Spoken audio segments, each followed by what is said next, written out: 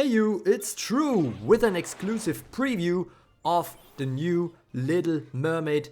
The new upcoming water SSR comes with a decent speed of 533, but what can she do? Let's check out her skills together. Her first one is called Ocean Sweep and straight away is an attack all skill that actually generates 2 spirit but costs 100 time units. Deals 100% damage to all enemies, but then plus 100% for each sleeping enemy. So that means if all of the enemies are sleeping, this attack deals 500% to each enemy, ignoring damage reduction effects and removing burn status effects, including mega healing burn from all targets that are hit. So you can already see the direction this is taking. This is a unit that embraces the water sleep, forced sleep skill set and the anti-burn side of things, trying to bring back the kind of water over fire mechanic into the game that kind of got disturbed by Lucifer. In an example battle later this video you will see if this works out or not, but first we go to the second skill that is called Pacifying Wave. Costs 2 spirit, 50 time units and targets 2 enemies. Yet again, this removes any burn status effects, including mega healing burn from them, and then grants them burn wards and the sleep status effect for 200 time units. And this is even if they have already slept, so this is a forced sleep skill. The burn wards, obviously an attempt again to nerf Lucifer, reburning the enemy team straight away. This skill becomes locked for 50 time units after use, so if she doesn't have any time unit reductions on her, usually she will be able to use this sleep skill every other turn.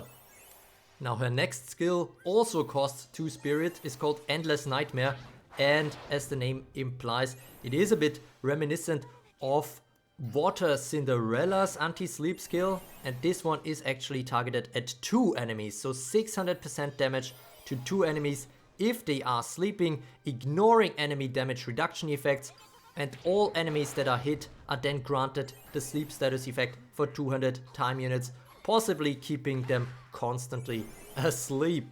And despite all that, arguably the next and final skill might be her best skill. Royal Trident is an instant skill, so it just costs 1 time unit and it gives you 5 spirit. So that is already very nice. And then we come to the actual content of the skill. 600% damage to 1 enemy, ignoring any effects of non-boss enemies that would prevent the target from being defeated. So this is an execute skill, a very strong one at that, an instant one at that, a skill that gives 5 spirit, a skill that also adds 1 super Suimori to the very front of the allied reinforcements.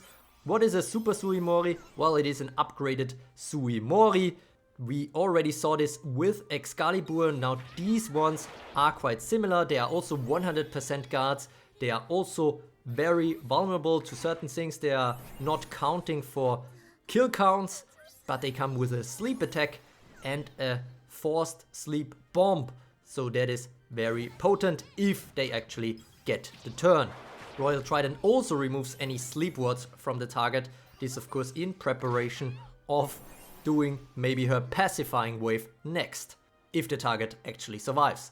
This skill becomes locked after use until an ally Suimori gets the turn or until there are no Suimoris in the allied team.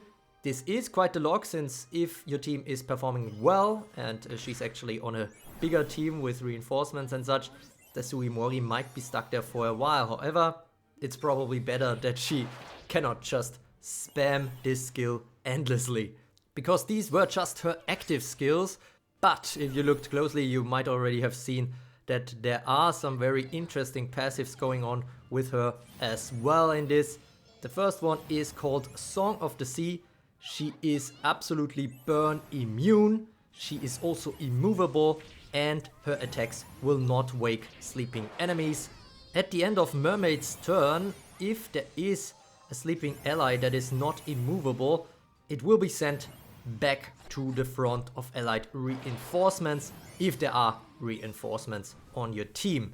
Now in certain situations this can be helpful, especially if you're facing a sleep team. However, it can also sometimes be detrimental if you would rather have this unit stay on the battlefield. However, if this sleeping ally is a water ally and it comes back in again, another part of her passive triggers, although it doesn't need to be an ally that was actually sent back before, Little Mermaid will be purified if she is sleeping at that point, and the non-sleeping enemy with the lowest time units will be forced to sleep for 200 time units. So this is quite a nice skill for sure. A little bit of an upgrade over Water Anya, although Water Anya of course has much more variety in terms of other elements coming in as well. This one is strictly about water allies entering. However, keep in mind that her conjured water Suimoris also trigger this effect. Then we move to her second passive, which is called Breaking Tide. Whenever this unit gets the turn, if all enemies are sleeping, the next damage this unit deals with an attack while on the battlefield will ignore any effects of non-boss enemies that would prevent the targets from being defeated. This effect cannot trigger again until 100 time units advances and cannot stack. Now this is very interesting. It is a bit limited, but if you think about it, the Ocean Sweep, if all enemies are sleeping, deals 500% to all enemies, ignoring damage reduction effects. So if she gets the turn at this point with the whole enemy team sleeping, she could sweep the floor with the enemies, ignoring all the survival passives, so executing 4 units potentially. That is absolutely big. Of course, the requirements are big, especially considering that now we have somewhat sleep immune units flying around, but still, good stuff. On the other hand, she also helps her team and herself with some more skills. Whenever she enters the battle, all allies will be granted the Coral Barrier for 100 time units. So that should be from dawn straight away or also from reinforcements. A unit with Coral Barrier will gain 35% damage reduction from attacks. This effect can stack with other damage reduction effects such as armor, but will not stack with itself or other ally barrier type skills. Otherwise, these barriers would be going out of control nowadays. And while this unit is on the battlefield, at the end of this unit or an ally Suimori's turn, all allies will gain Coral Barrier for 100 time units yet again, have burn and poison status effects removed, so that is a purify all basically, well, not including sleep, but you know, burn and poison at least. And then all allies are also healed for 30% of their max HP, so some very nice team healing as well, which to be fair, Little Mermaid badly needs because she doesn't really have much other healing power in her skill set, but she does have some good survival power if you fully awaken her, because if she is not alone on the battlefield and has Coral Barrier, then she has up to 100% chance to survive any damage that would defeat it with 1 HP. Now some might think that this is also an endure or only some hold ground, but this is actually a hold ground plus in my eyes, because even after her turn she will still have that. She will not die to pretty much anything except execute things if she is fully awakened, because then the chance is 100%. And since every time she gets the turn, the Coral Barrier will prolong itself to 100 time units yet again, the only way to stop her from doing this is stunning her. And there we are already basically in the section of quickly thinking about how she will do in the current meta. With the example battles on the screen, you should already be getting a very good idea. Some key takeaways probably: she is super vulnerable to stun. That is her big issue. And then of course the very low healing power and potentially low HP at certain points is not so good, even if she is fully awakened. Yes, against burn teams she can turn the tide again. Now water sleep teams should be able to face them once more after Lucifer's release. That was a big struggle for them. But unlike with Tristan, I don't think this water release will usher in a new sleep meta era, however short-lived that was back in November. Dark Lancelot is a big counter for her with the stunning, with the sleep immunity and all that shebang. I think Mermaid also struggles against Earth Dark Gavine, a sleep poison unit that probably does better in every situation except against burn.